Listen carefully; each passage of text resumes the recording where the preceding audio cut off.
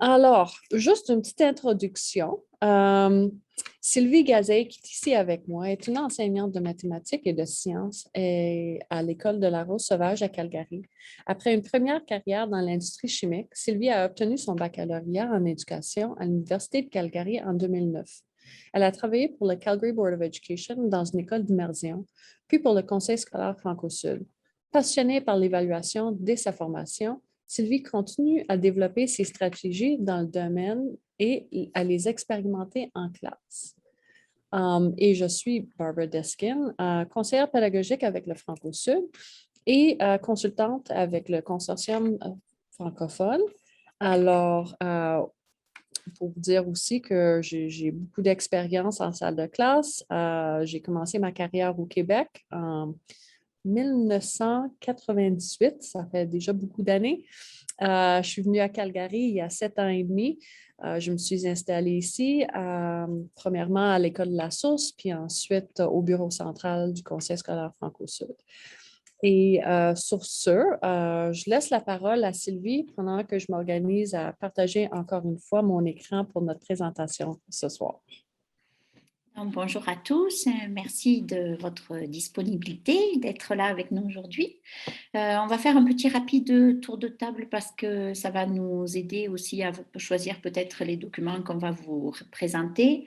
Donc, si vous pouviez vous présenter rapidement, nous dire les sujets que vous enseignez et les niveaux, et puis peut-être aussi nous dire pourquoi vous êtes là aujourd'hui et qu'est-ce que vous êtes venu chercher. Donc, je ne sais pas qui veut prendre la parole en premier. Je peux y aller, Sylvie. Oui, merci. Lisa McGarrett, je suis la directrice de l'école Citadelle à Le Gall. Et puis, j'enseigne pas en ce moment, mais nous abordons beaucoup l'évaluation avec mon groupe d'enseignants. Alors, j'ai pensé que ça pourrait peut-être m'appuyer à leur aider à assister à cette formation. Merci, Lisa. Quelqu'un d'autre?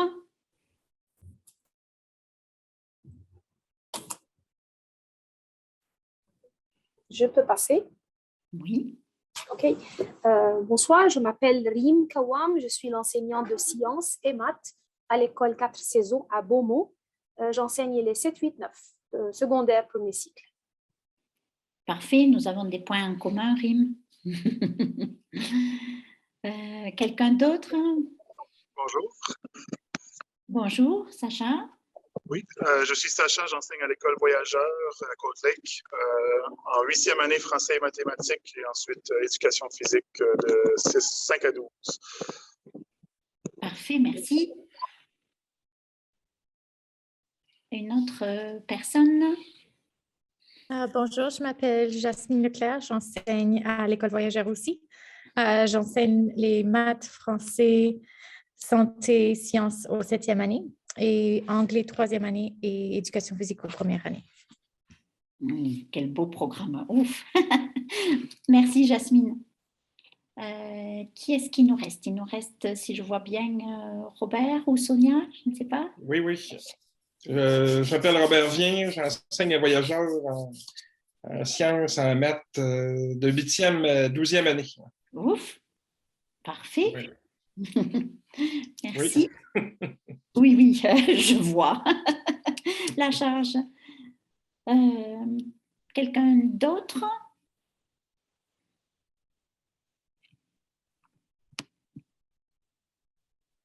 On ne t'entend pas, Sonia. C'est Sonia.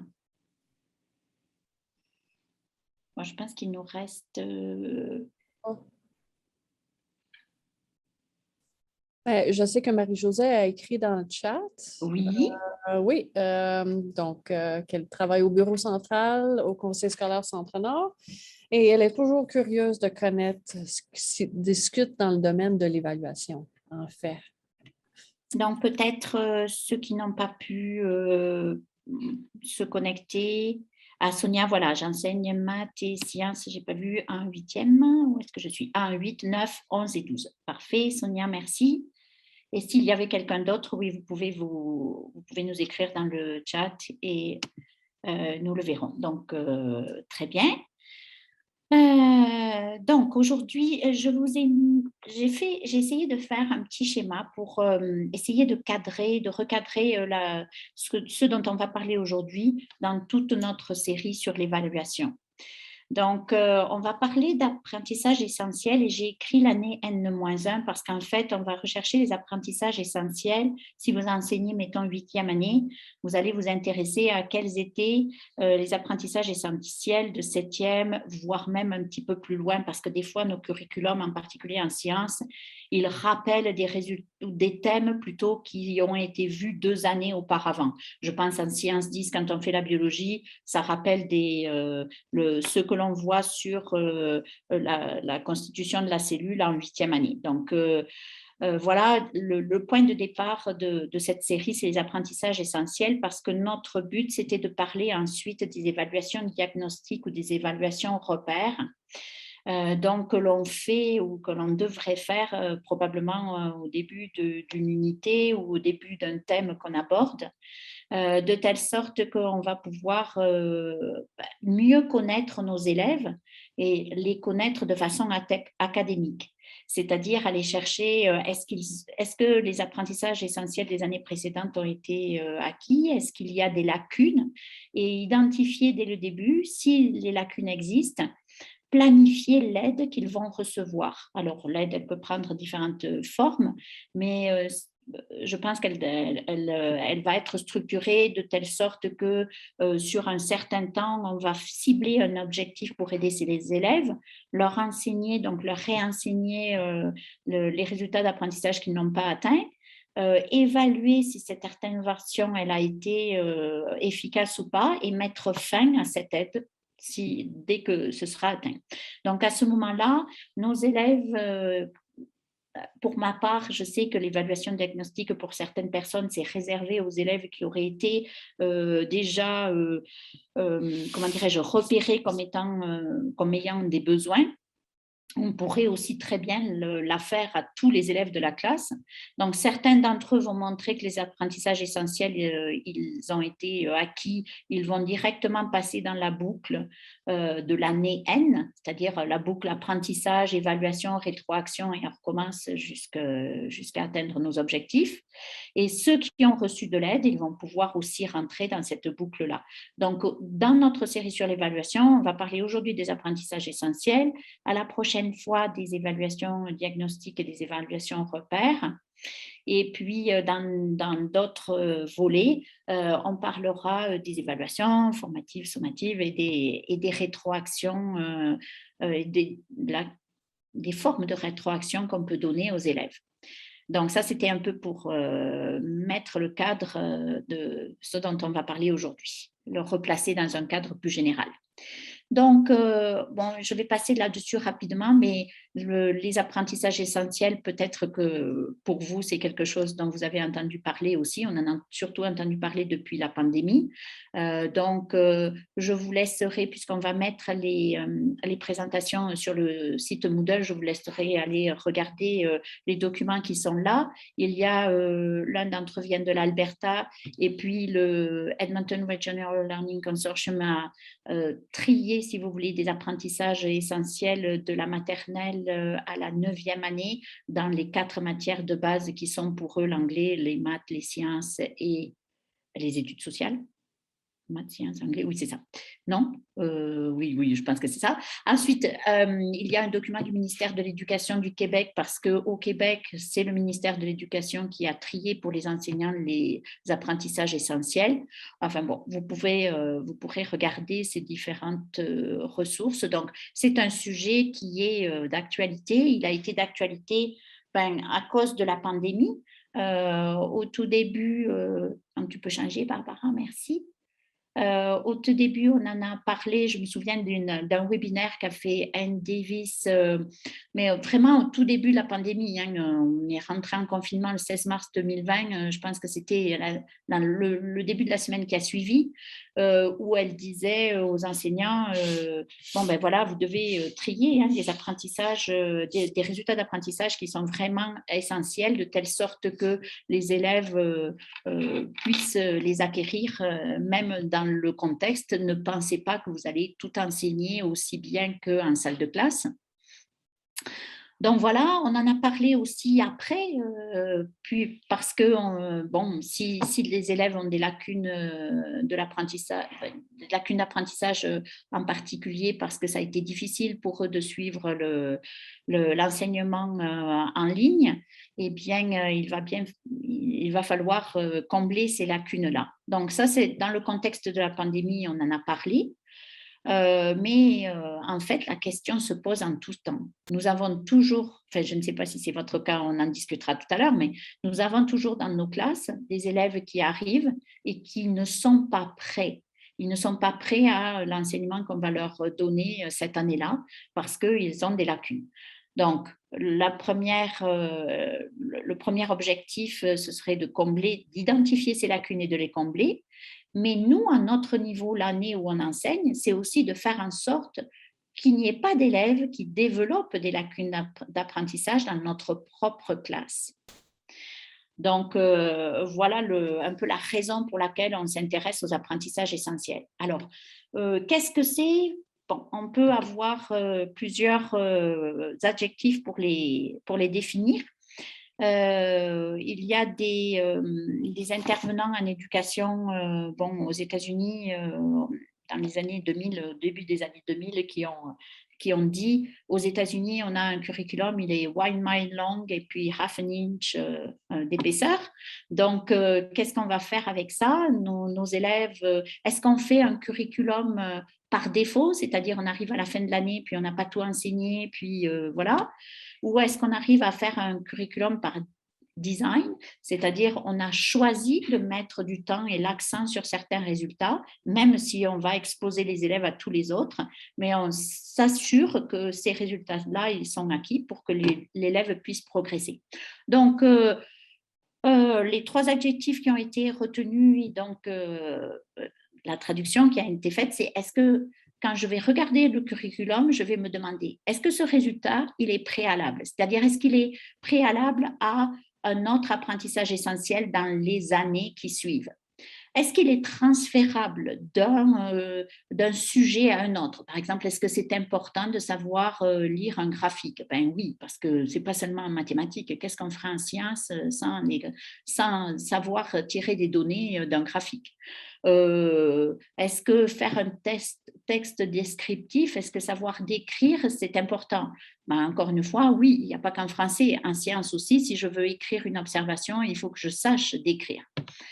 Le troisième critère, si vous voulez, c'est de se dire, donc ça a été traduit par durable, c'est-à-dire est-ce que tout au long de sa scolarité ou est-ce que tout au long de sa vie même, la personne va utiliser ce genre d'apprentissage. Donc, tout au long de la scolarité, si vous regardez et vous avez la chance à regarder les curriculums que vous enseignez sur plusieurs années, vous êtes rompu au fait que vous voyez qu'il y a des choses qui sont récurrentes d'une année à l'autre. Donc, déjà ça va nous aider à cibler les apprentissages essentiels. Donc, les questions qu'il faudrait se poser, ce serait est-ce que pour qu'un apprentissage soit préalable, est-ce qu'il prépare les élèves à un autre apprentissage essentiel dans le domaine en question dans les années futures? Je pense que la meilleure question à se poser, c'est d'aller voir votre collègue qui enseigne le même sujet l'année au-dessus de vous, au niveau au-dessus, puis de dire qu'est-ce qui est essentiel pour que les élèves réussissent dans ta classe? Qu'est-ce qu'ils doivent absolument savoir faire ou connaître? Transférables, donc on l'a dit tout à l'heure, j'ai juste remis la question là, est-ce qu'ils sont utiles dans d'autres matières scolaires? Est-ce qu'ils sont utiles tout au long de la vie de l'élève? Barbara, peut-être tu souhaites élargir aussi? C'est ça, ici, si on considère tous ces éléments, ces critères ensemble, on arrive aux apprentissages essentiels pour tous les élèves, c'est-à-dire une bonne base. Est-ce qu'on est capable de dire qu'on touche à tout ça, que tous nos élèves sont capables de maîtriser ou qui sont en voie de maîtriser les concepts. Puis après ça, on peut considérer des apprentissages qui sont plutôt importants. et ensuite des apprentissages qui sont intéressants. Ce qui est important de noter ici, moi, je le vois comme des couches. Alors, on commence avec une bonne base, c'est la couche première, et après ça, on peut ajouter à ça. Et ce qui est important, c'est que, comme on avait dit, tous les élèves puissent voir et apprendre tout ce qui est essentiel selon les critères. Puis tout le reste, oui, important ou intéressant, c'est important d'aller un peu plus loin, d'aller dans les intérêts des élèves, d'utiliser la motivation, l'émotion pour continuer des études, surtout pour des élèves plus forts que la moyenne, mettons. Mais l'important, c'est de prendre la base et de bâtir là-dessus, comme on appelle en anglais du scaffolding. Alors, pourquoi c'est important d'aborder les apprentissages essentiels? Je ne sais pas si vous, c'est votre expérience, on aura l'occasion d'en parler tout à l'heure, mais je trouve que il y a des élèves qui voient leurs chances de réussite diminuer parce qu'ils ont des lacunes qui sont reportées d'année en année. Et ça me crève le cœur de voir ça. Vous enseignez, certains d'entre vous, vous êtes plusieurs enseignés 8e année, moi aussi j'enseigne maths en 8e année. Puis je vois des élèves qui ont toujours du mal à, alors non seulement multiplier et diviser, ne serait-ce que le faire en calcul mental, mais aussi savoir quand multiplier et diviser. Donc, et ça diminue énormément leurs chances de réussite. Voilà, on peut aller à la suivante. Donc, encore une fois, pour les élèves donc, qui n'ont pas acquis les apprentissages essentiels des années précédentes, eh bien, nous, il faut essayer de faire en sorte de combler leurs lacunes. Donc, ça va, comme je le disais au tout début, il va falloir planifier l'aide dont ils ont besoin et surtout diagnostiquer, identifier quels sont les élèves qui sont en difficulté.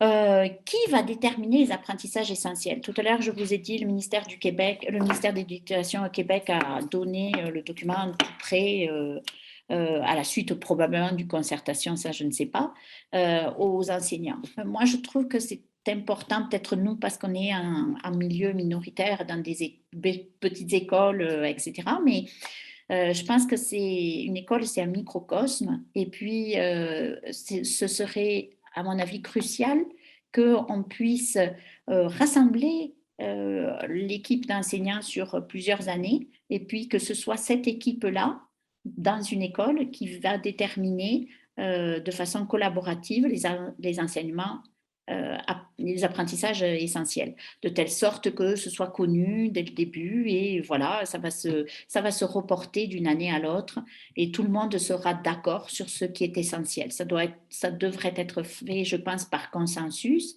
Et bon, certains d'entre vous, vous allez discuter avec vous-même, hein, comme Rim, si tu fais sciences et maths 7, 8, 9, bon voilà.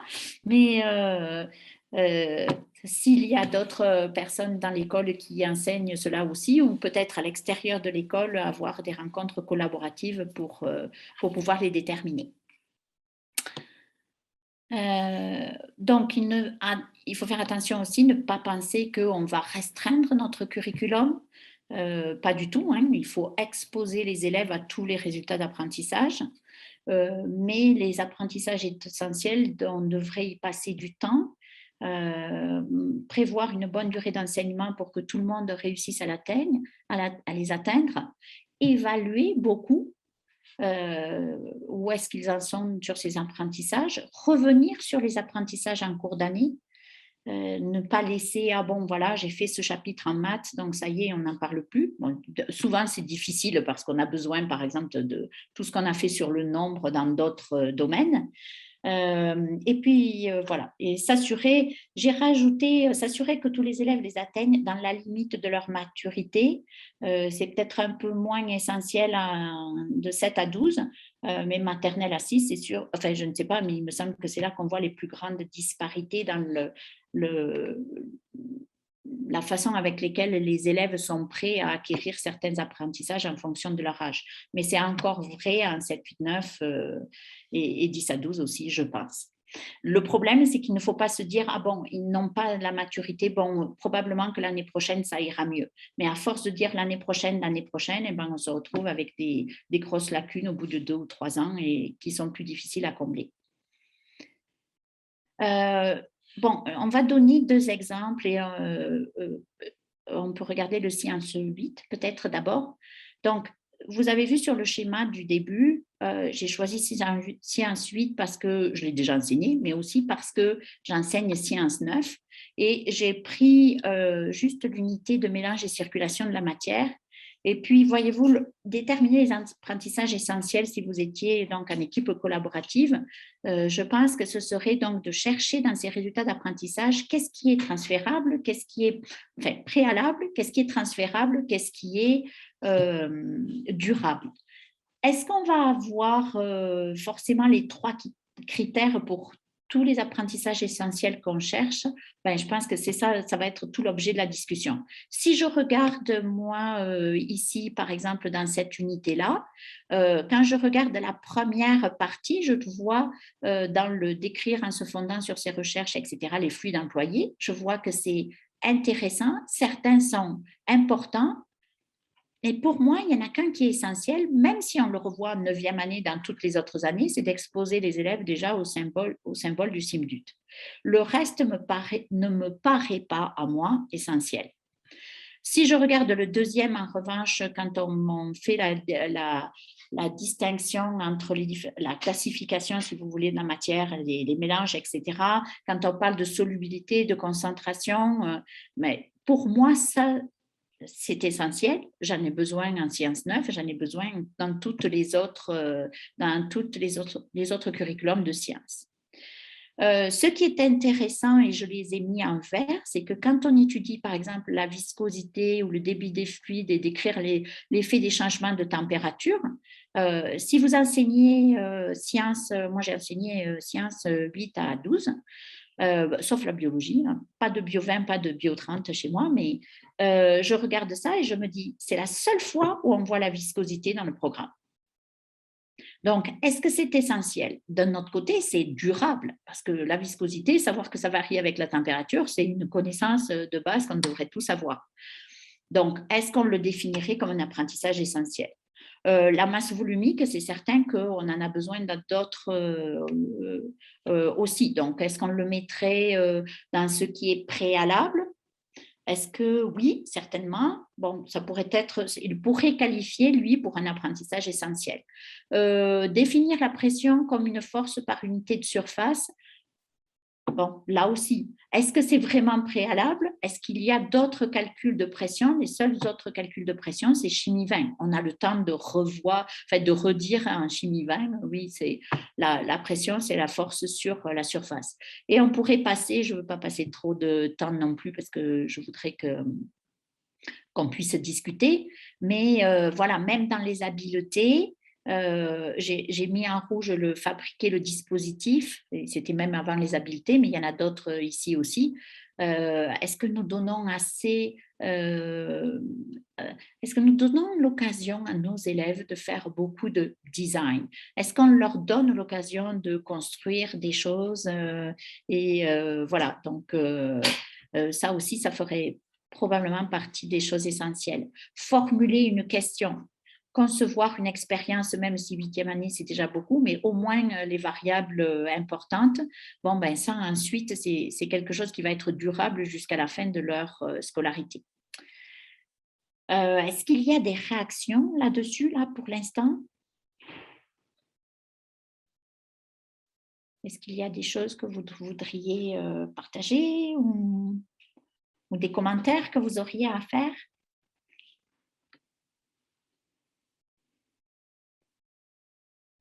Non, pas vraiment. Bon. Bon, je ne sais pas si ça vaut la peine de regarder un curriculum de maths aussi. Je pense que vous comprenez l'idée. Donc, on avait pensé, Barbara et moi, que ce serait peut-être intéressant. Ben, on n'est pas beaucoup finalement. Qu'est-ce que tu penses? Est-ce que tu penses qu'il faut séparer, faire 2 groupes et laisser... ou que voulez-vous faire? L'idée que... C'est ça. Ça peut être une discussion en grand groupe, comme ça peut être une discussion en sous-groupe. À vous de décider, mais votre... Est-ce que, vu qu'on n'est pas nombreux, voulez-vous être partagés en 2 groupes et puis essayer de prendre un curriculum que vous avez en commun, donc l'année, fixer une année, puisque les apprentissages essentiels, ce serait l'année avant celle que vous enseignez, ou une de celles que vous enseignez. Est-ce que vous voudriez faire ça, discuter un peu de très groupe, prendre un curriculum, une partie, peut-être une des unités que vous êtes en train de faire, et puis regarder qu'est-ce qui qualifierait pour être un apprentissage essentiel pour vous, ou voulez-vous qu'on en discute en grand groupe? Avez-vous des questions? Qu'est-ce que vous voulez faire? En fait, là, le choix que je vous laisse, c'est voulez-vous vous diviser en 2 groupes ou voulez-vous rester en grand groupe et on choisit un curriculum et on essaie d'aller plus loin. On peut avoir réponse dans le chat aussi. Un grand groupe pour Lisa. OK. Pour moi. Toi aussi, Jasmine? OK, on essaie d'avoir une majorité. Est-ce que le grand groupe va bien pour tout le monde? Oui, un groupe. OK, parfait. Donc, avez-vous encore une fois des réactions peut-être ou des questions? Peut-être que ça nous aiderait à aller... Peut-être ma première question, c'est pensez-vous que cibler des apprentissages essentiels, ce soit important? Est-ce que vous voyez l'importance ou non, finalement, pas trop? Qu'en pensez-vous?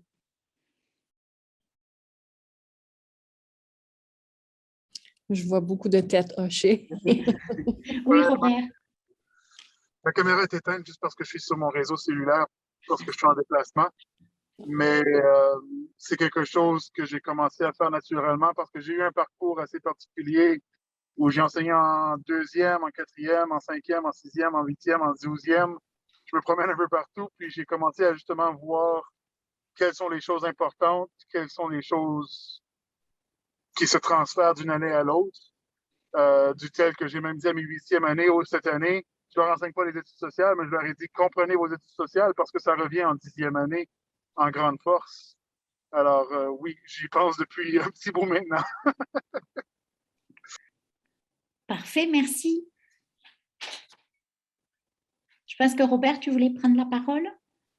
Ce que je voulais dire, c'est que moi, j'ai un parcours un peu comme Sacha aussi. J'ai donné beaucoup de matières en sciences, en maths, sur plusieurs niveaux. Puis ce que je pourrais dire, c'est que l'essentiel, il diminue avec l'augmentation des cours, mais en même temps, l'important augmente. Là.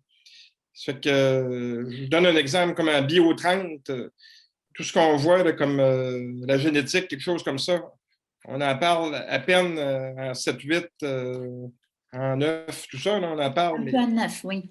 Un peu en 9. Puis, mais là, on en parle vraiment beaucoup là, en 12e année. Là. Ça veut dire que ça, c'est-tu, mettons, un savoir important ou essentiel, mais il devient essentiel dans le fait que si quelqu'un fait Bio 30, là, ça va être une bonne chose qu'ils comprennent bien là, la génétique en 9. Ça fait qu'en tout cas, c'est ça. Là, c'est que, oui, il y a de l'essentiel, mais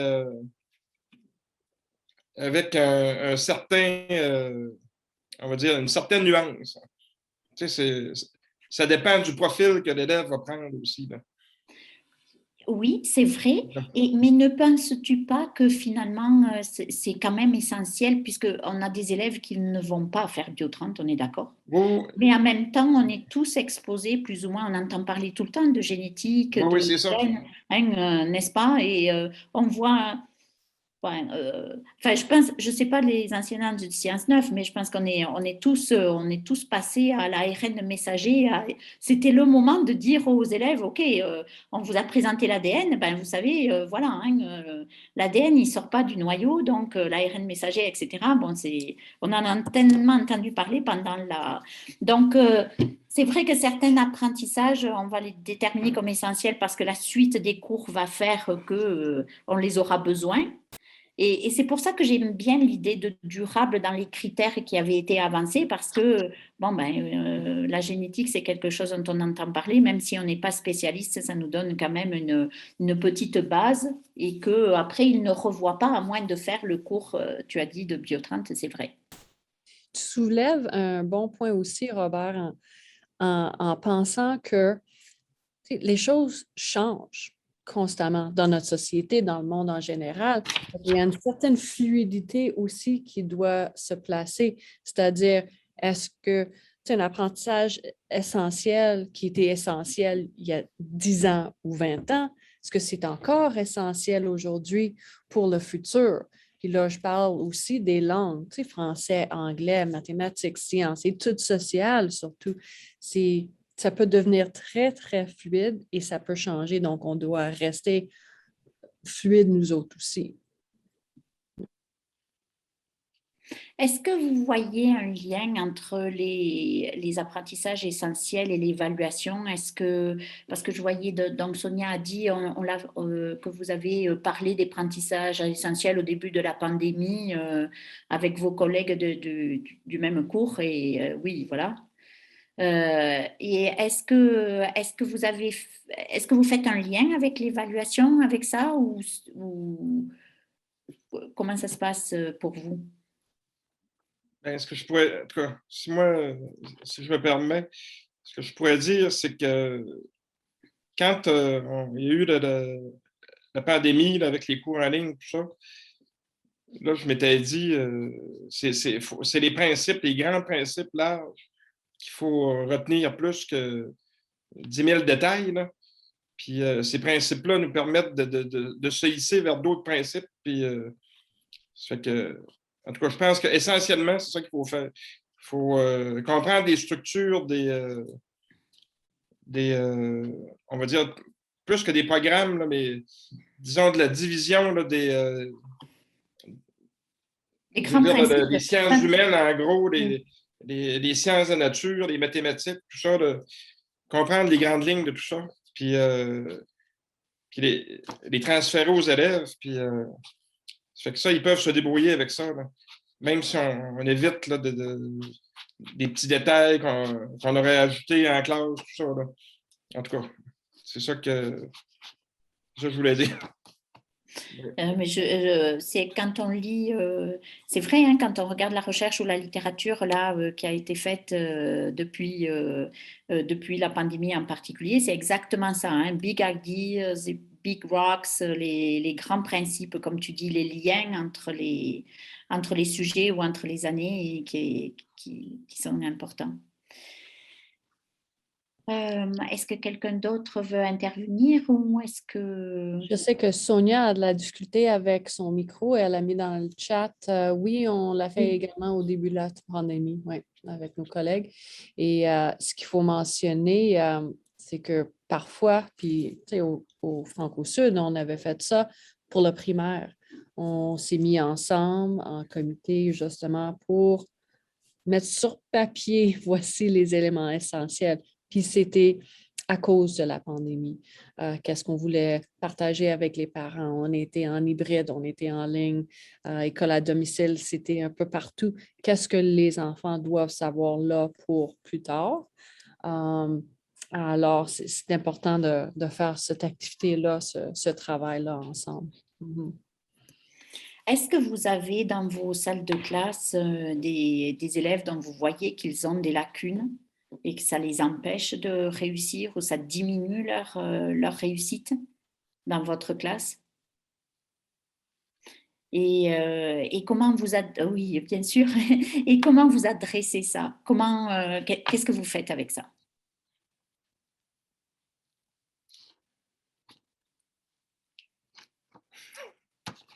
Ben, c'est ça, à notre école, on n'a pas beaucoup d'élèves, hein, puis on les connaît beaucoup. Puis là, il y en a qui ont des difficultés, on va dire, naturellement, là. Mais on voit qu'avec le temps, avec la confiance, tout ça, ils peuvent passer par-dessus leurs difficultés. Puis ça prend du temps, il faut les accompagner. Je pourrais donner un exemple. En mathématiques, j'avais un élève, quand je l'évaluais normalement, d'une façon on va dire conventionnelle, usuelle, là, il y avait à peu près 25-30 %. Il était vraiment pas fort. Puis après ça, je l'ai gardé 2 à 3 heures par semaine là, après l'école. Puis je l'évaluais d'une manière orale au tableau. Là. Tu sais, il prenait le crayon là, au tableau, là, puis il me répondait soit en écrivant ou oralement, tout ça. Puis je l'ai évalué comme ça toute l'année. Puis il a fait l'examen du consortium, puis il y avait 63 % à l'examen du consortium. Ça fait qu'il n'y a pas assez. Puis, en tout cas, je dirais, je l'ai évalué vraiment d'une manière particulière. Puis c'est ça qui l'a aidé, justement, parce qu'il était convaincu qu'il n'était pas bon. Puis en se faisant évaluer comme ça, il se rendait compte qu'il était bon. Là. Puis ça a pris plusieurs mois, là, mais il a fini à peu près dans la moyenne là, des autres élèves. Là. Ça, je dirais que c'est peut-être, dans ma carrière, je pense, c'est ma plus grande réussite, cet élève-là. Parce qu'il n'avait pas confiance en lui, il n'avait aucun rendement scolaire, puis finalement, ça a bien été. Il a fallu travailler beaucoup avec, là, mais vu qu'on parle de l'évaluation, là, j'étais conscient qu'il fallait l'évaluer là, vraiment différemment. D'une autre façon, oui. Oui. Alors là, bravo, Robert. Moi, je suis tout à fait d'accord avec toi. Moi, ce que la pandémie m'a apprise, c'est l'évaluation à l'oral. C'est d'évaluer les élèves à l'oral. Parce qu'en contexte donc pendant les 3 premiers mois, là, en 2020 de pandémie, ce que j'ai fait, c'est que je donnais des scénarios aux élèves. Et puis, je leur disais, voilà, vas-y, essaie si c'était des mathématiques, bon. Et ensuite, via Zoom, évidemment, parce que vous ne pouvez pas faire autrement, donc, ou Google Meet, peu importe, tu vas m'expliquer ce que tu as fait, puis pour être à peu près certain quand même qu'on ne l'avait pas aidé et que, voilà, ce n'était pas sa réponse, eh bien, poser des questions un petit peu à côté ou un petit peu différentes. Et voilà, si c'était différent, qu'est-ce que tu ferais ?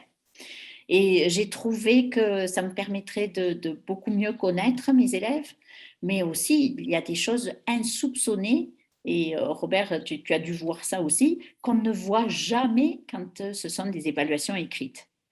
Donc aujourd'hui, même s'il y a une classe de 26 personnes, j'ai donné 2 examens de maths aujourd'hui, enfin 2 évaluations sommatives en maths, et puis je l'ai pris avec l'idée que voilà, je vous donne quelque chose, c'est comme un Canevas.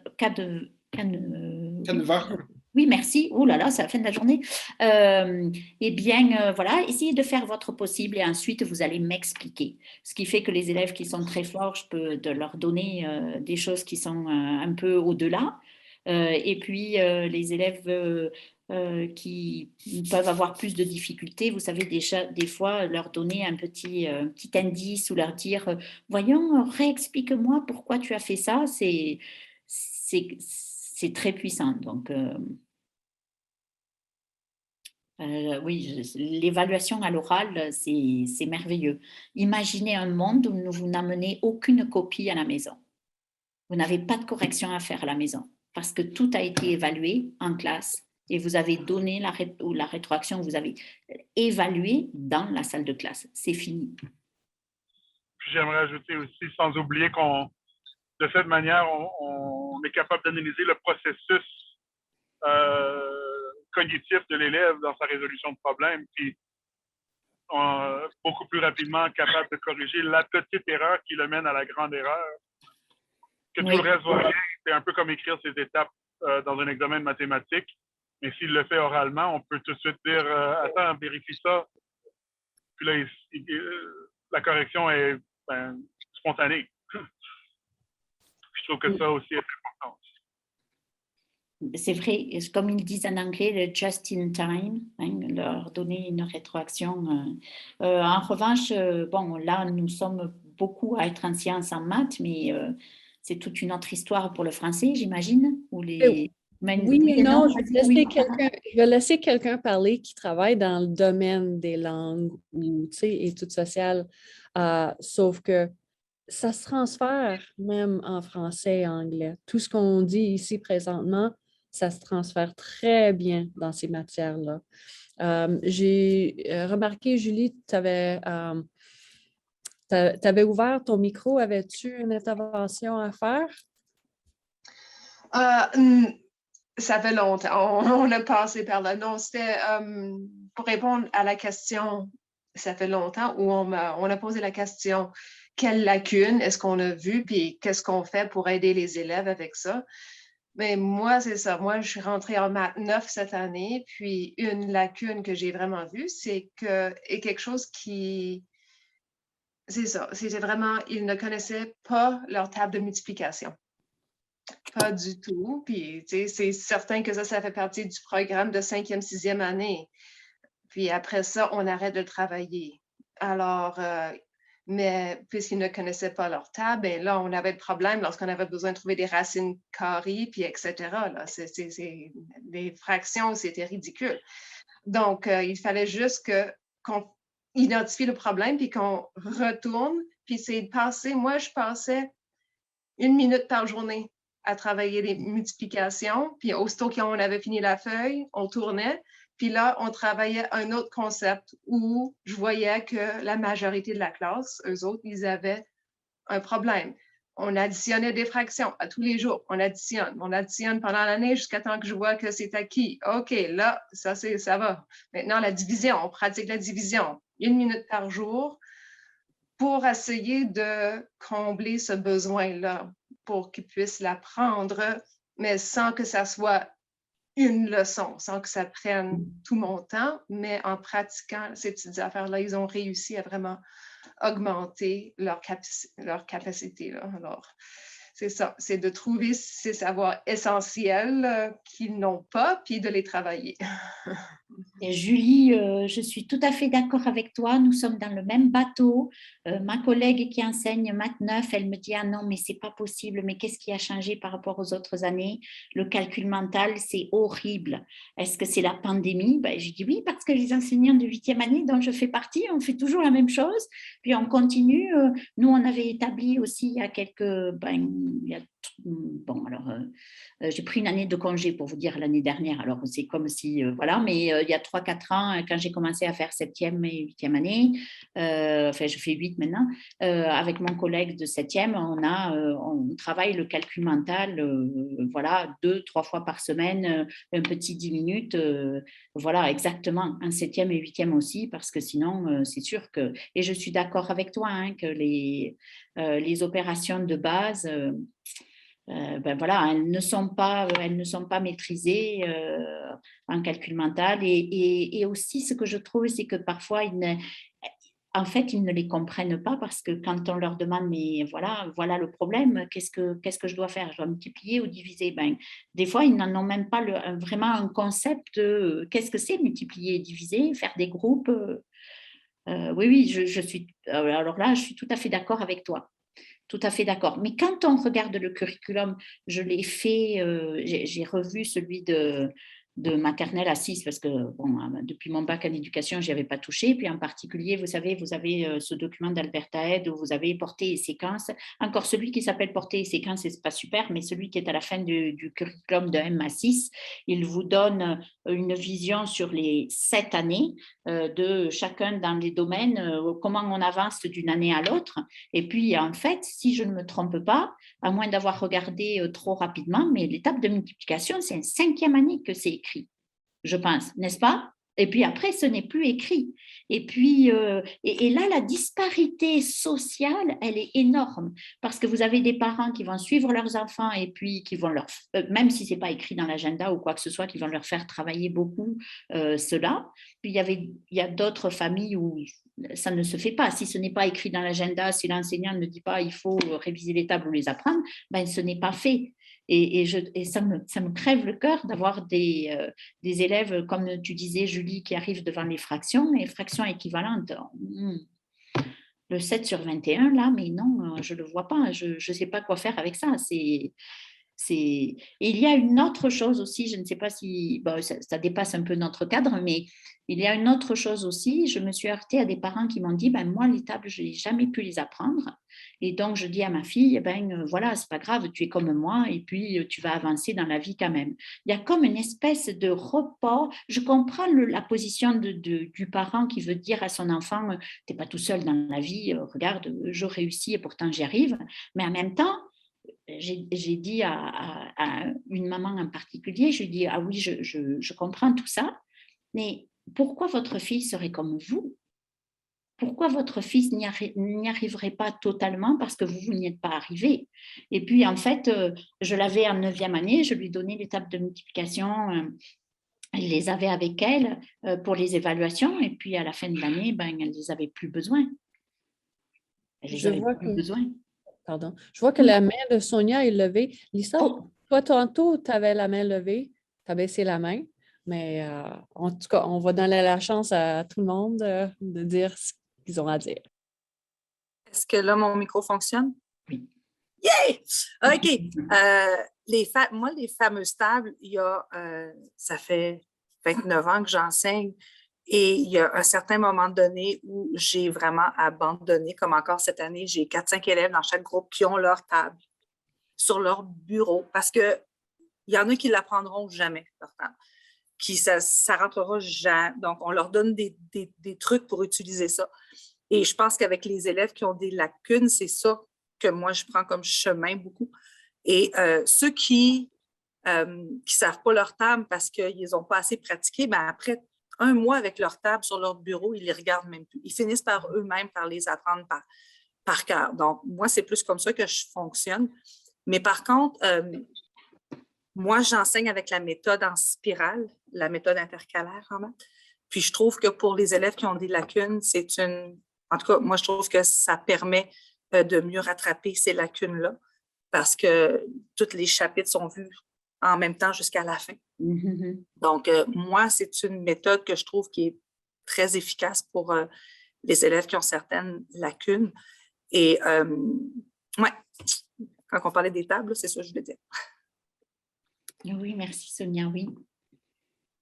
Rim, tu enseignes maths 7, 8, 9 aussi? Qu'est-ce que tu aurais à partager avec nous là-dessus? Je suis d'accord avec tout ce que vous avez mentionné. Le défi, moi, je le considère un défi. À propos de l'évaluation de maths, même si l'élève a des besoins, plus ou moins, j'arrive à l'évaluer. Okay? Je fais des adaptations pour déterminer ce sont quoi les résultats d'apprentissage qui sont vraiment essentiels, comme tu as dit, durables, transférables, etc. Mon défi, c'est l'évaluation de sciences. Parce que dans les secondaires, par exemple, premier cycle, pour la partie de connaissances, un élève qui a des besoins spéciaux, même si je reste avec lui, même si je vais l'évaluer à l'oral, même si je vais l'inviter à participer dans une présentation scientifique ou bien dans un labo, s'il n'a pas une base de connaissances, comment je dois être juste avec lui? Alors ça, c'est vraiment, je le trouve un défi parce que ou bien il sait c'est quoi un mélange, ou bien il ne sait pas. Je ne peux pas lui dire que, voilà, tu as réussi dans les sciences 8 s'il ne sait pas comment distinguer entre les deux. S'il ne sait pas c'est quoi le modèle particulier de la matière. Qu'est-ce que je dois faire? Si je vais, par exemple, le montrer une affiche, voilà le modèle. Juste explique-moi c'est quoi. Il n'arrive pas. À ça, je le trouve un défi. Et surtout, comme vous avez mentionné, avec la lacune déjà accumulée. Et ils n'ont pas, par exemple, étudié sciences 6, ils n'ont pas étudié bien sciences 7. Maintenant, ce sont en sciences 8 ou bien sciences 9, c'est pire. Comment j'arrive à évaluer un élève de sciences 9, le tableau, la table périodique, par exemple? Je ne sais pas. Ça, je trouve un défi, cela. Et j'ai de la misère avec cela. Oui, Tu m'as demandé à partager. Oui, mais c'est bien, Rim. Je pense que c'est pour ça, c'est une chance. Enfin, je ne sais pas comment vous sentez vis-à-vis de ça, mais moi, je me suis sentie souvent seule, hein, en fait, n'est-ce pas? On est seul et on manque d'occasions dans les conseils francophones. Peut-être je généralise trop, mais on nous donnerait du temps à travers nos différentes écoles et nos différents conseils à partager sur certains curriculums comme, mettons, Sciences 9, voilà, une demi-journée, mais je crois qu'on avancerait d'une façon fantastique. Il me semble qu'on est trop chacun dans notre coin. Enfin, je ne sais pas si c'est ce que vous pensez, mais je crois qu'on gagnerait beaucoup à partager nos pratiques et à parler finalement de ce que l'on vit. Donc, je n'enseigne pas Sciences 8 en ce moment, mais ma collègue qui enseigne Sciences 8, elle raconte un peu les mêmes défis que toi. C'est-à-dire, bon, alors c'est vrai que quand on leur montre des mélanges genre suspension et qu'ils voient bien qu'il y a quand même un liquide et un solide, donc bon, c'est un mélange, c'est pas une substance pure, ça on y arrive à peu près, et elle me dit, bon ben voilà, j'ai ce succès-là, et puis dans le détail, aller plus loin dans le détail, et bien avec certains élèves, j'abandonne. Je dis pas de souci, parce que moi en 9e année, on le revoit un tout petit peu, donc bon, on ne sait jamais, une année de plus, au moins il a une base de substance pure mélange, on va aller un peu plus loin. Ensuite, donc oui, c'est sûr qu'elle me dit des fois, c'est pas que je leur arrache les mots de la bouche, mais c'est presque ça parce que il leur manque. Je pense pas que ce soit quand je regarde les curriculums de sciences du primaire et puis après 7e année, finalement, je trouve qu'il n'y a pas tant de choses que ça qui sont si préalables. Personnellement, je trouve, à part là, tu sais, le savoir observer, savoir conclure, etc., voilà, analyser un petit peu, mais après, les connaissances, on les rattrape au fur et à mesure Ça commence, je dirais, un peu, c'est vrai, en Sciences 7, parce que quand ils voient les adaptations et des choses comme ça, ça, on le transfère direct en Sciences 9 quand on fait la biodiversité, c'est sûr qu'on ne va pas tout reprendre, donc oui, ça, c'est important, mais il me semble qu'il n'y a pas tant de connaissances que ça qu'ils ne peuvent pas rattraper en 7e année. En revanche, oui, savoir tout ce qui est lié plutôt à la méthode scientifique, à l'observation, à l'analyse et tout ça, bon, ça c'est crucial, c'est vrai.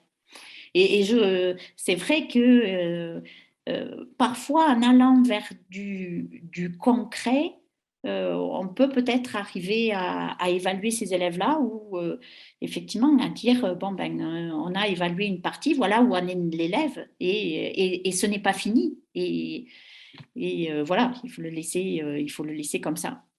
Et de manière un peu plus générale, tu l'as bien dit, Sylvie, souvent on se sent seul avec ce problème, ce défi-là. On se sent pris avec les défis devant nous. Alors, on va revenir sur la collaboration. Puis si on peut trouver une équipe, un partenaire, soit dans la même école, dans une autre école, c'est de collaborer sur la planification, comment est-ce que je peux arriver à répondre aux besoins de mes élèves. Alors, moi, je pense qu'on n'est jamais seul avec ces problèmes-là. Justement, on peut aller trouver les solutions à nos défis, nos problèmes en regardant en dehors de notre salle de classe. Donc, pour moi, c'est pour ça que je me suis impliquée dans ce dossier avec Sylvie, parce que pour moi, l'approche collaborative répond à beaucoup de ces besoins-là. Et quand tu disais, ça m'interpelle et je sais que le temps file, donc je vais pas rester longtemps avec ça, mais Rim, quand tu me disais sur le tableau périodique, par exemple, tu sais, en Sciences 9, les élèves qui ont du mal à... Voilà. En fait, peut-être, comme disait Robert, peut-être qu'ils ne sauront pas, ils n'arriveront pas à se rappeler que métaux-alcalins, c'est le groupe 1, que nanana, etc. Mais déjà, s'ils ont la grande idée on a organisé les éléments et puis on les a organisés tels que, dans une colonne, on retrouve des éléments qui se comportent à peu près de la même façon, etc. C'est déjà un succès. Et ça ne correspond pas au programme, mais ça correspond à la grande idée qui est derrière. Et ensuite, quand on a le temps, on peut revenir et refaire pratiquer, ou voilà.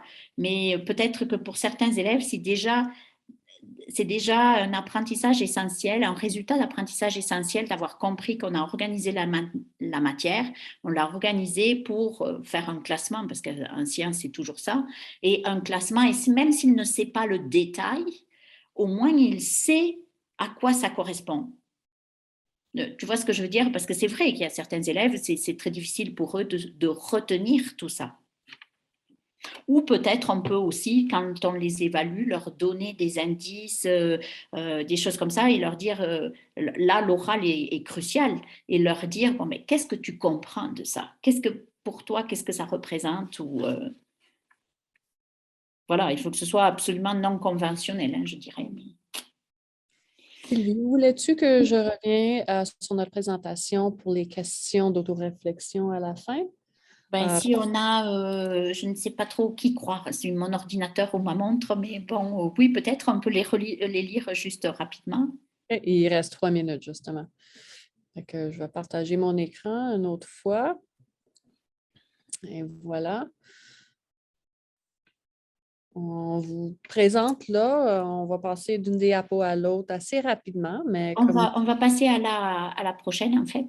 Oui, parfait. On n'a pas fait vraiment l'activité, mais voilà, c'était pour que nous réfléchissions tous à, peut-être on a déjà des idées, voilà, de ce qui est essentiel. Est-ce qu'on donne la priorité à ces apprentissages-là? Est-ce qu'on n'a pas tendance parfois à privilégier ce que nous trouvons intéressant ou ce que nous trouvons... Donc, encore une fois, je pense que réfléchir à plusieurs, c'est absolument crucial, d'avoir différents avis en collaboration. Oui, peut-être si vous revenez pour la prochaine série, la prochaine formation, de penser comment pensez-vous intégrer les apprentissages essentiels dans votre planification afin de répondre aux besoins des élèves. Et vous avez dit déjà, plusieurs d'entre vous, vous faites ça, vous réfléchissez à ça, ou vous avez déjà des solutions, des façons de le faire. Réfléchir aussi, même si on en a dit un petit mot, à quel rôle jouent les apprentissages essentiels dans l'évaluation. Et oui, puis voilà, oui, dans notre prochain rendez-vous, c'est de faire le lien entre ces apprentissages essentiels et puis les évaluations repères. Je pense qu'il y a des évaluations repères qu'on a fait communes à tous les conseils francophones, si j'ai bien compris, Barbara. MIPI, ça vous dit quelque chose? Quelques-unes, oui, comme MIPI, justement. Voilà, et puis qu'est-ce qu'on peut en tirer? À partir de là, quel type d'évaluation on peut faire? Donc, nos évaluations diagnostiques, à quelle fréquence et de quelle façon? Et comme j'ai dit au tout début, donc ensuite, on va plus aller vers l'évaluation, je vais dire presque quotidienne, ou l'évaluation formative, la type de rétroaction à donner aux élèves. Mm-hmm. Est-ce qu'il y a peut-être des questions, des commentaires? Nous n'avons pas encore perdu l'Internet. Barbara et moi, nous sommes censés... Alors, je voulais juste ajouter, tantôt, vous parliez de Sciences 7 et Sciences 8. Puis à notre école, pendant plusieurs années, là, on donnait Sciences 8 avec des groupes de 7-8. L'année d'après, Sciences 7 avec les 6 qui devenaient des 7, tout ça. Oui. Puis, comme vous disiez, ces deux cours-là, là, on peut les intercaler sans problème, ça ne dérange rien du tout. Oui. Barbara, juste 2 minutes. Peux-tu revenir à la présentation juste 1 minute? Certainement. Et puis, si personne d'autre n'a quelque chose à dire, peut-être on va quitter. Je ne vais pas vous retenir non plus. Il y a une diapositive après celle-là. Après? Oui. Oh oui, c'est vrai. Oh, vous l'avez peut-être vue partout. Elle a été sur LinkedIn pendant longtemps. Moi, je me dis, quand je regarde ce que je fais des fois en maths, là, chapitre par chapitre, je me dis, mais c'est idiot, parce qu'il y a plein de liens entre les choses. Si on abordait les mathématiques de façon pratique, ben, on pourrait aller chercher des choses de plusieurs chapitres.